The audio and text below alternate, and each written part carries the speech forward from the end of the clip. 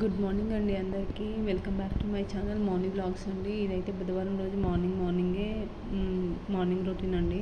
నేను అయితే పొద్దున్నే కిందకి వెళ్ళి పాల ప్యాకెట్ తీసుకోవడానికి వెళ్ళాను. పాల ప్యాకెట్ తీసుకొని పైకి వచ్చేసి గుమ్మం తుడుచుకొని ముగ్గు పెడదామని గుమ్మం తుడుస్తున్నాను.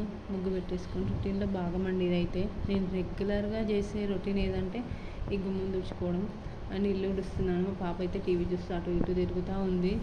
ఇల్లు ఉడిచేసి నెక్స్ట్ పాలు ఒక చెంబులో పోసి ఉంచుకుంటానండి నేనైతే. ఎందుకంటే టీ పెట్టడానికైనా పాలు వేసుకోవడానికైనా నాకు ఒలికిపోకుండా ఉంటాయి కదా, ప్యాకెట్లో అయితే ఒలికిపోతాయని చెంబులో పోసి ఉంచుకుంటా. నేను కొంచెం టీ పెట్టుకొని తాగాను. మా ఆయన కొన్ని పాలు పెట్టిచ్చేసాను. మా పాపకు కూడా ఉగ్గు తినిపించేసి పక్కకెట్టేసాను. అండ్ నెక్స్ట్ కాసేపు కూర్చొని ఏం చేద్దామని ఆలోచించి ఉప్మా చేద్దామని, రెగ్యులర్ ఉప్మాని సెమీ ఉప్మా చేద్దామని ఆయిల్ వేసుకొని కొంచెం ఆవాలు, జీలకర్ర, పల్లీలు అండ్ కొంచెం కందిపప్పు కూడా వేసుకున్నానండి నేనైతే. పచ్చిమిర్చి, ఉల్లిపాయలు అండ్ కరివేపాకు. నార్మల్ ఉప్మానే కానీ కొంచెం లాస్ట్లో ఏమంటారు మ్యాగీ మసాలా ఒకటి వేసుకుంటే సరిపోద్ది. కొంచెం రెగ్యులర్ కాకుండా కొంచెం టేస్ట్ బాగుంటుంది. ఇది మా ఆయన నేర్పించాడండి నాకు. అప్పటి నుంచి నా ఫేవరెట్ అయిపోయింది ఈ టిఫిన్ అయితే. నేను లాస్ట్ నా ప్రెగ్నెన్సీలో కూడా నేను ఏం తినాలి లాస్ట్లో అంటే నేను ఈ ఉప్మానే అడిగినాను.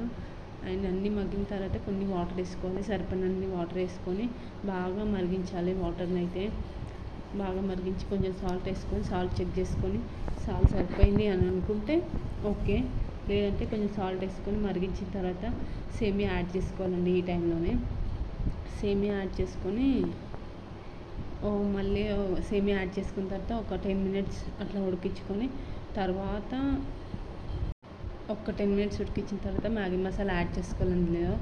అండ్ తర్వాత మళ్ళీ ఆ మ్యాగీ మసాలా యాడ్ చేసుకున్నాక ఒక 5 మినిట్స్ పెడితే సరిపోద్ది. 5 మినిట్స్ అయినాక సర్వ్ చేసుకుంటే అయిపోతుంది. మా ఆయనకి ఇచ్చాను, ఎలా ఉందో చెప్తాడు అని. బాగానే ఉందన్నాడు. ఆయన నేర్పించిన రెసిపీనే కదా, బాగానే ఉంటుంది. అండ్ నెక్స్ట్ కాసేపు తిని నేను కూడా కూర్చున్నా. టిఫిన్ తిన్నాక కూర్చొని ఆలోచించాను ఏం కూరగాయలు లేకపోయేసరికి ఏం చేద్దాం అని ఆలోచిస్తుంటే ఎగ్స్ ఉన్నాయి ఫ్రిడ్జ్లో అని ఎగ్ కర్రీ చేద్దాం. నార్మల్ ఎగ్ కర్రీ రెగ్యులర్ ప్రాసెస్లోనే ఆవాలు, జీలకర్ర, పోపు దినుసులు అన్నీ వేసుకొని పచ్చిమిర్చి, ఉల్లిపాయలు, టొమాటోస్ అన్నీ వేసుకొని రెగ్యులర్ రెసిపీ లాగానే చేస్తున్నాయి. ఏం కొత్తగా ఏం చేయట్లేదు. చేద్దామని కడాయి పెట్టి ఆవాలు, జీలకర్ర, పచ్చిమిర్చి, ఉల్లిపాయలు అన్నీ వేసుకుంటున్నా. ఆనియన్స్ వేసుకోవాలి.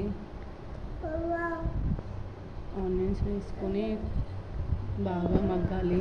బాగా మగ్గిన తర్వాత కొంచెం మగ్గడానికి కొంచెం సాల్ట్ వేసుకుంటున్నాను నేనైతే.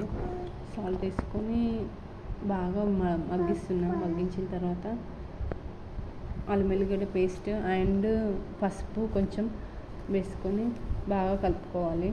పచ్చివాసన పోయేంత వరకు కలుపుకున్న తర్వాత నెక్స్ట్ టొమాటోస్ యాడ్ చేసుకోవాలి. ఇందులో బాగా మగ్గినాక టొమాటోస్ యాడ్ చేసుకొని అంతేనండి, మూత పెట్టుకొని మగ్గించుకుంటే సరిపోతుంది. ఎగ్ కర్రీ రెడీ అయినట్టే. కొంచెం రైస్ కడిగి పెట్టాను. అండ్ మా పాపకు కూడా రైస్కి టైం అవుతుంది, అందుకని రైస్ కుక్కర్లో రైస్ పెట్టేసి ఆమెకు కూడా కొంచెం పప్పులు వేసి రైస్ పెడదామని కడిగి పక్కకెట్టేస్తే ఆమె పడుకొని లేచిన తర్వాత తినేస్తాను. That's it guys. ఈరోజు మార్నింగ్ రొటీన్ అంతే. బాయ్.